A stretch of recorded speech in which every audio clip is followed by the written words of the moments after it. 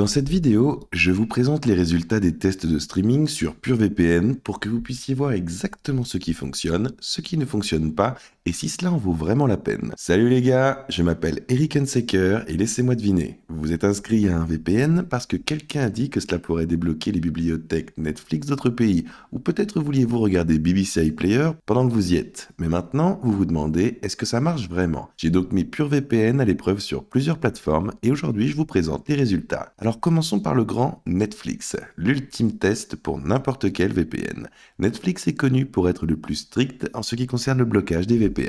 Il y a quelques années, vous pouviez utiliser pratiquement n'importe quel VPN pour regarder des émissions dans d'autres pays. Non, ce n'est plus tellement le cas. La plupart des VPN déclenchent simplement le redouté « Vous semblez utiliser un VPN » sur l'écran. J'ai testé PureVPN sur 5 serveurs différents aux États-Unis, au Royaume-Uni, au Canada, au Japon et en Australie pour voir comment est-ce que ça se comportait. Maintenant, de manière surprenante, le serveur américain a fonctionné immédiatement. Il n'y avait pas d'erreur, pas de mise en mémoire tampon ou rien d'étrange. J'ai pu diffuser la bibliothèque exclusive des États-Unis sans aucun problème. Les émissions qui ne sont pas disponibles dans ma région sont apparues et ont été diffusées en haute définition. Le serveur britannique a également fonctionné, ce qui m'a permis d'accéder à des titres comme The Office UK, de même avec le Canada, totalement lisse. Le Japon et l'Australie étaient un peu plus tachetés et il m'a fallu 2 ou 3 essais pour trouver un serveur qui fonctionnait. Et parfois, j'ai dû me déconnecter et me reconnecter avant qu'il ne me laisse entrer. Mais finalement, ça a marché. Donc, bien que ce ne soit pas parfait, je dirais que PureVPN est définitivement dans le haut du panier lorsqu'il s'agit de débloquer les bibliothèques Netflix. Il faut un petit peu tester pour voir lesquelles fonctionnent le mieux. Mais une fois que vous savez quelle ville ou quel serveur utiliser, vous êtes pratiquement dans la bonne voie. BBC iPlayer peut-il gérer le chien de garde du streaming du Royaume-Uni? Si vous avez déjà essayé de regarder BBC iPlayer depuis l'extérieur du Royaume-Uni, vous savez que c'est notoirement difficile. Beaucoup de VPN prétendent fonctionner, mais la plupart se font attraper immédiatement. Donc, je me suis connecté à un serveur de Londres et j'ai essayé de regarder un épisode de Peaky Blinders. Première tentative, bloqué. Classique. Mais je n'ai pas abandonné. Je me suis déconnecté, j'ai choisi un autre serveur britannique, cette fois étiqueté Stream, et j'ai réessayé et ça a marché. Une fois à l'intérieur, j'avais l'impression de diffuser en direct depuis le Royaume-Uni. Pas de mise en mémoire tampon, Full HD. J'ai même sauté quelques passages de l'épisode pour tester le chargement et tout était instantané. J'ai essayé un flux en direct là où beaucoup de VPN ont des problèmes. Et PureVPN a tenu bon sans se figer ni perdre la connexion. Il y a eu un petit hic. Si votre appareil a un service de localisation activé, il pourrait toujours vous bloquer. J'ai dû désactiver le suivi de localisation dans mon navigateur et sur mon iPhone pour que cela fonctionne. Dans l'ensemble, PureVPN a réussi le test iPlayer après quelques ajustements. Pas si branché et joué, mais c'est tout à fait faisable. Disney+, l'un des tests les plus faciles, du moins je le pensais. Disney+, a tendance à être plus indulgent que Netflix et BBC iPlayer, donc je pensais que ce serait facile. Naviguer, et pour la plupart, c'était les serveurs des États-Unis et du Canada qui ont fonctionné immédiatement. Je pouvais me connecter, sélectionner un spectacle et commencer à diffuser en qualité maximum. J'ai même laissé un film tourner en arrière-plan pendant environ 1 heure, juste pour voir si la connexion se couperait, et ce n'est pas arrivé. Mais ce qui m'a surpris, c'est que certains serveurs européens rencontraient des problèmes. J'ai testé un en France et un autre, et les deux m'ont donné un message d'erreur inquiétant, indiquant que le service n'était pas disponible. Il s'avère parfois que Disney+ signale les adresses IP étrangères, même si vous ne vous trouvez pas dans le pays pris en charge. Passer à un autre serveur le résolvait généralement. J'ai trouvé que les serveurs optimisés pour le streaming fonctionnaient le mieux pour Disney+, qui sont indiqués dans l'application de PureVPN. Une autre chose à noter, c'est que les vitesses se sont maintenues très bien. Je n'ai pas remarqué de baisse notable de la qualité vidéo, même sur certains réseaux Wi-Fi plus lents.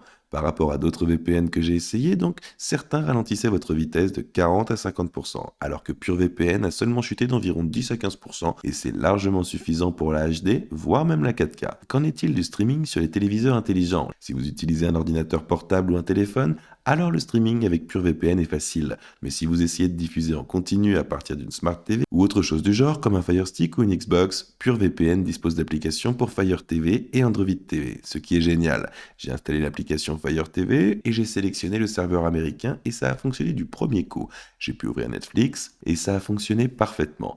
Les Smart TV qui n'utilisent pas Android comme Samsung et LG sont un petit peu plus compliqués. PureVPN recommande d'utiliser leur fonctionnalité Smart DNS qui change essentiellement votre votre région au niveau du routeur ou de l'appareil sans chiffrer l'ensemble de votre connexion. J'ai essayé sur ma télé LG et après une configuration rapide, BBC iPlayer s'est chargé immédiatement. Si vous n'êtes pas très doué en technologie, la configuration du DNS intelligent peut sembler un petit peu intimidant, mais PureVPN a un excellent guide étape par étape pour vous accompagner. Une fois que c'est mis en place, vous n'avez vraiment plus besoin d'y toucher.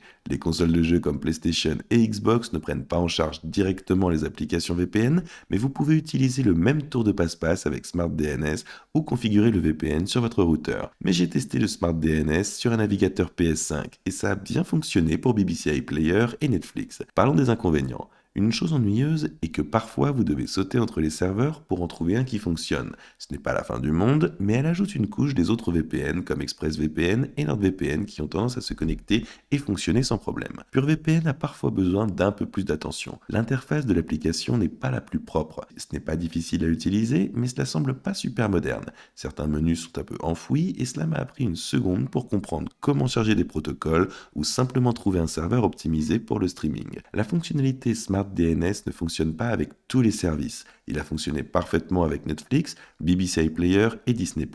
Mais quand j'ai essayé avec Hulu, j'ai rencontré quelques problèmes. Je dirais que les avantages l'emportent, en particulier si votre principal objectif est le streaming. PureVPN vaut-il la peine pour le streaming en 2025? Tout ce qui vous importe est la diffusion des contenus internationaux, comme avoir accès à l'intégralité de la bibliothèque Netflix, regarder BBC iPlayer en voyage ou débloquer des séries Disney+, qui ne sont plus disponibles dans votre pays, alors PureVPN est honnêtement un choix solide. Ce n'est pas parfait, mais c'est fiable. Une fois que vous avez trouvé les serveurs qui fonctionnent le mieux, c'est bon, et c'est beaucoup moins cher que certains des grandes marques disponibles, surtout si vous optez pour un plan à long terme. Maintenant, cela ne vous éblouira pas avec une application sophistiquée ou un design élégant, mais sous le capot, il fait exactement ce dont vous avez besoin. Débloquez le flux de contenu de manière fluide et maintenez des vitesses suffisamment rapides pour des vidéos de haute qualité. Donc, si vous êtes nouveau dans les VPN et que vous voulez simplement quelque chose qui fonctionne pour regarder vos émissions préférées sans vous compliquer la vie avec la technique, alors PureVPN est un assez bon VPN. Pour seulement 99 cents, vous pourrez obtenir un accès complet à un essai de 7 jours, ce qui devrait être plus que suffisant pour tester et voir s'il fonctionne pour les services de streaming qui vous sont les plus importants. Maintenant, une chose à noter, ces liens ci-dessous dans la description sont des liens d'affiliation, ce qui signifie que nous gagnons une petite commission lorsque vous les utilisez, sans frais supplémentaires pour vous.